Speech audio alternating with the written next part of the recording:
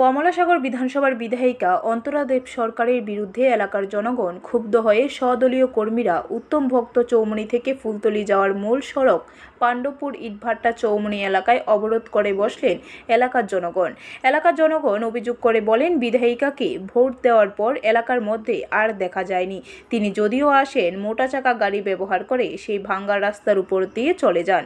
এইভাবে উক্তি করে পাণ্ডবপুর ইটভাটা চৌমুহনী এলাকায় রাস্তার দুই পাশে বাঁশের ব্যারিকেড দিয়ে আন্দোলনের নামে জনগণ। তাদের বক্তব্য, যতক্ষণ পর্যন্ত রাস্তা সংস্কার করা না হবে রাস্তা অবরোধ তোলা হবে না, যার পরিপ্রেক্ষিতে দুই পাশের রাস্তায় অনেক গাড়ি আটকে যায়। জানা যায়, দীর্ঘদিন যাবৎ উত্তম ভক্ত চৌমুহনী থেকে ফুলতলি বাজার পর্যন্ত 4 কিলোমিটার রাস্তাটি বেহাল দশায় পরিণত হয়ে আছে। মানুষ আসা যাওয়া, এমনকি গাড়ি বাইক নিয়ে চলাফেরা করতে ভীষণ সমস্যার সম্মুখীন হতে হচ্ছে। সামান্য বৃষ্টি হলে এই রাস্তার মধ্যে কাদা জমে হাঁটু পর্যন্ত জল জমে যায়। স্কুলে কচিকাচারা আসা যাওয়া স্কুলে বন্ধ করে দিয়েছে। আজ অর্থাৎ বুধবার সকালবেলা ওই এলাকার এক যুবক বাইক নিয়ে যাওয়ার পথে সেই রাস্তার মধ্যে পাণ্ডবপুর ইটভাটা এলাকায় উল্টে পড়ে গুরুতর আহত হয়। তাকে নিয়ে যাওয়া হয় হাসপাতালে।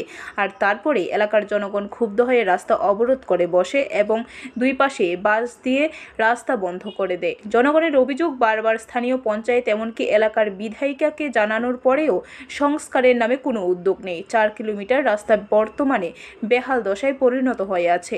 বলতে গেলে এলাকার জনগণ বিধায়িকার প্রতি ক্ষুব্ধ হয়ে এই আন্দোলনে নামে। তাদের বক্তব্য, কোনো উন্নয়নমূলক কাজে তিনি এগিয়ে আসতে দেখা যায়নি। তবে এলাকার জনগণ যতক্ষণ পর্যন্ত রাস্তা সংস্কার করা না হবে ততক্ষণ পর্যন্ত রাস্তা অবরোধ তোলা হবে না। দিয়ে দিছে, রাস্তার কাজ না হইলে আমরা এটা সারা হইতো না। রাস্তাটা এটা প্যাক হয়ে রয়েছে, ভাঙ্গা চূড়া হয়ে রয়েছে। বৃষ্টি হইলে জল জমা থাকে। তারপরে বাইক ডেলি বাইক মানে বাইক লিয়া পরে লিয়া পরে আজকে তো গুরুতর অ্যাক্সিডেন্ট হয়েছে। অ্যাক্সিডেন্ট পরে ফায়ার সার্ভিস আইয়া তুলে নিছে তারা। আমরা বিধায়ক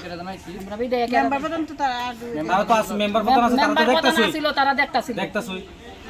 ব্যুরো রিপোর্ট, খবর ত্রিপুরা।